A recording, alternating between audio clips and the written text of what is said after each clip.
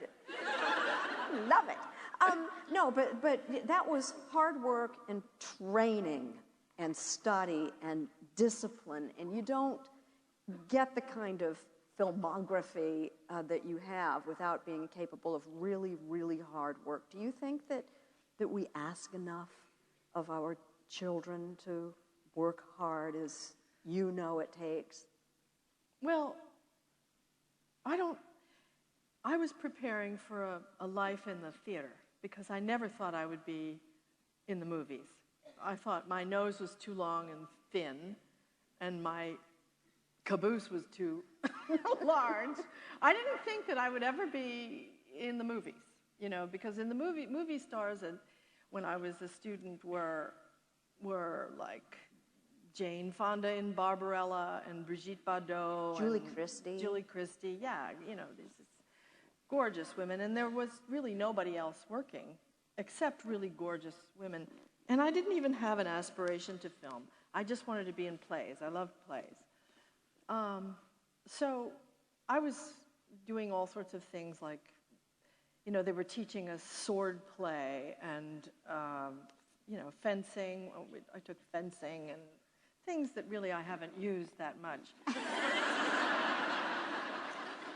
Although the discipline was good. Discipline was good, and all of the lessons I took from acting school really had to do with sort of tangential things that have to do with maintaining your stamina,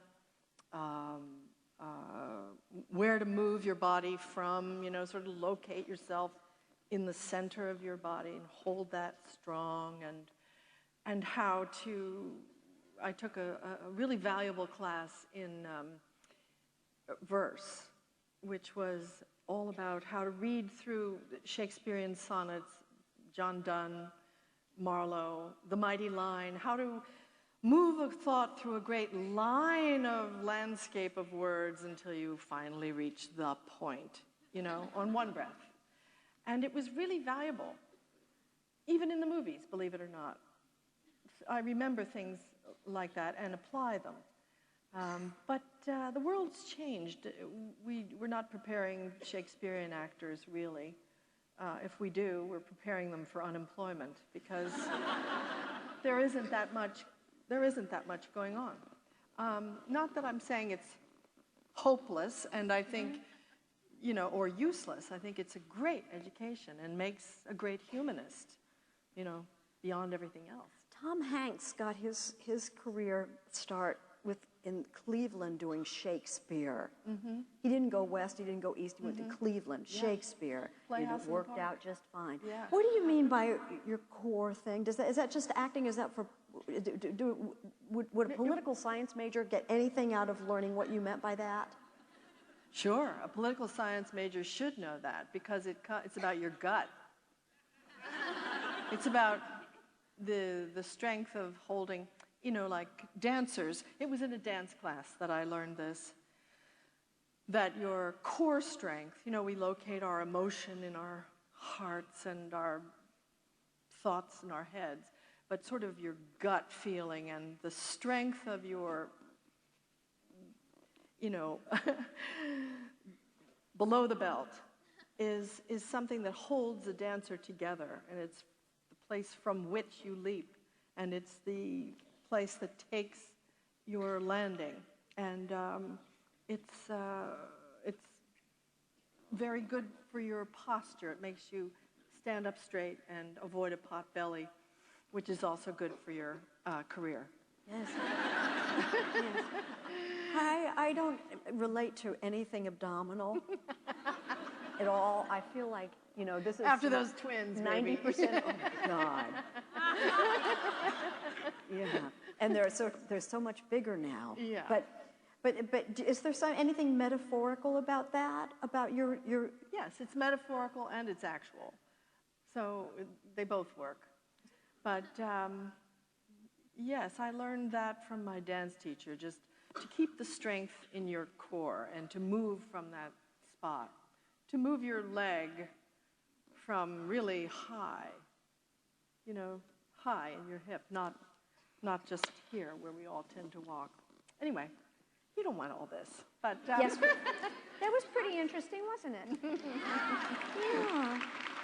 Did you notice that when you were talking about a cry in the dark, a baby was crying in the dark? yes, Did you notice that? that's so nice. Oh, this just in.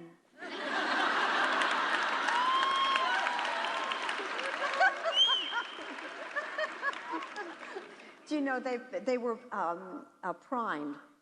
Everybody who was interested delivered questions, and the great head, whoever he is, has chosen from among your questions, and I will ask them. We have about 15 minutes, so now I'm speaking for you. Okay. As a woman, you have the big three: career, marriage, children. Most of us don't even get two of the big three in a long-standing way. How old are you who's asking this question? Speak Be up honest. really loud. Just shout. It Okay. doesn't. Okay. Ooh. Ooh.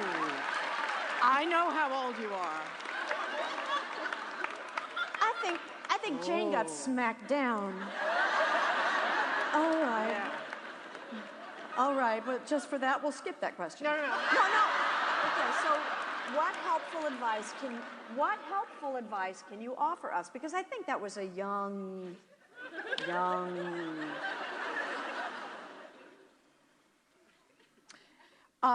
The question is quite confusing. As a woman, you have the big three: career, marriage, children. Most of us don't even get two of the big three in a long-standing way. What helpful advice can you offer us towards getting all three, or managing one, or managing two, or all three? I mean, If you had to pick two of those three, which would you have picked?